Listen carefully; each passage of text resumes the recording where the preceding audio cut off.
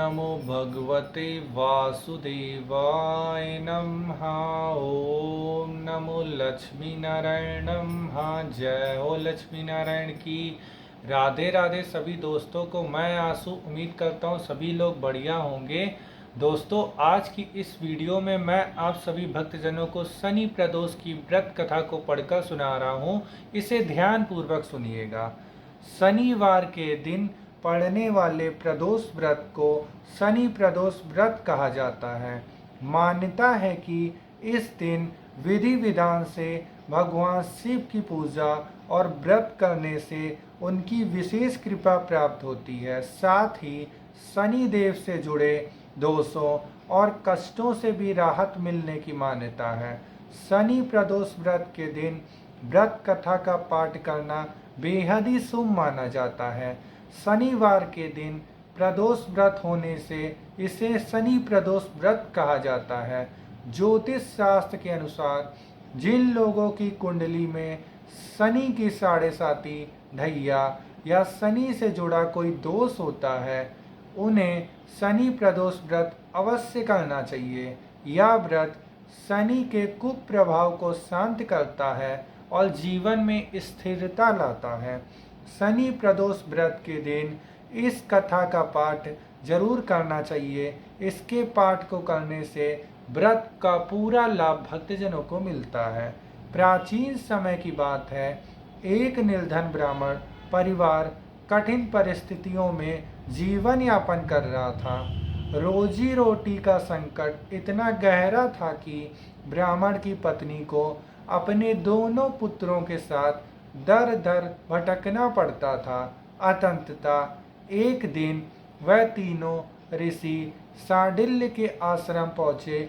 ऋषि उन्हें देखकर करुणा से भर उठे और पूछा, हे देवी, किस कारण तुम इतनी व्याकुल और पीड़ित दिखाई दे रही हो? ब्राह्मण की पत्नी ने हाथ जोड़कर कहा, हे मुनिवर, हमारा जीवन घोर कष्टों में बीत रहा है। हम अत्यंत गरीबी में दिन काट रहे हैं। मेरा बड़ा पुत्र वास्तव में एक राजकुमार है। उसका नाम धर्म है। दुर्भाग्यवश उसके पिता का राज्य उससे छिन गया और तब से यह मेरे पास ही रह रहा है। मेरा छोटा पुत्र शुचिव्रत अत्यंत विनम्र और धर्मनिष्ठ बालक है। कृपया करके कोई ऐसा उपाय बताइए जिससे हमारे जीवन में सुख समृद्धि लौट आए। ऋषि सांडिल्य ने उनकी स्थिति को समझते हुए कहा, हे देवी, तुम शनि प्रदोष व्रत का नियम पूर्वक पालन करो। यह व्रत भगवान शिव को अत्यंत ही प्रिय है और विशेष रूप से शनिवार के दिन आने वाला प्रदोष व्रत अत्यधिक फलदायक होता है। इस व्रत को श्रद्धा, नियम और संयम से करने से समस्त कष्टों का नाश होता है और जीवन में सुख, वैभव व प्रतिष्ठा की प्राप्ति होती है। ब्राह्मण की पत्नी ने ऋषि के आदेश अनुसार व्रत आरंभ किया।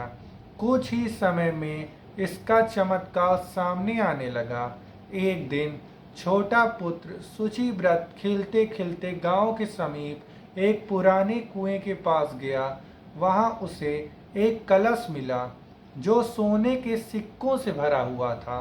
यह देखकर परिवार की आर्थिक स्थिति सुधर गई। इसी बीच बड़े पुत्र धर्म की भेंट एक दिव्य सौंदर्य वाली कन्या से हुई। वह कन्या एक गंधर्व की पुत्री थी जिसका नाम अंशुमति था और उसके पिता विद्रविक नामक प्रतिष्ठित गंधर्व थे।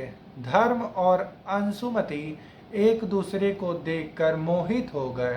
अंशुमति ने धर्म से अपना परिचय दिया और यह बताया कि वह भी शिव भक्त है और प्रदोष व्रत का पालन करती है।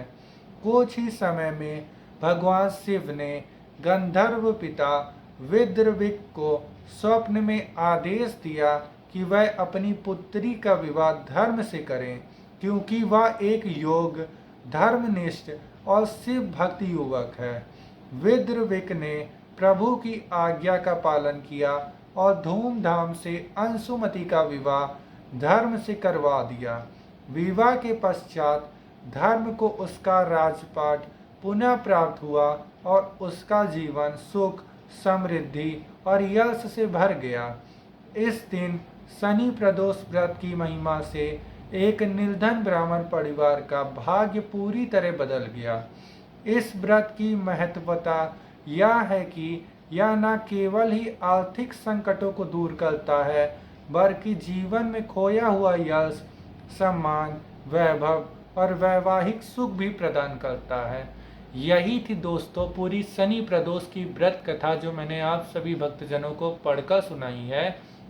और ऐसी हमारी सनातन धर्म की मान्यता है कि अगर भक्तजन भक्ति भाव के साथ प्रेम पूर्वक कोई भी पूजा अर्चना कर रहे हैं, कोई भी व्रत कर रहे हैं, जब तप कर रहे हैं, तो भगवान हमारी पूजा अर्चना को अवश्य स्वीकार करते हैं। उनकी कृपा सभी भक्तजनों के ऊपर सदैव बनी रहती है।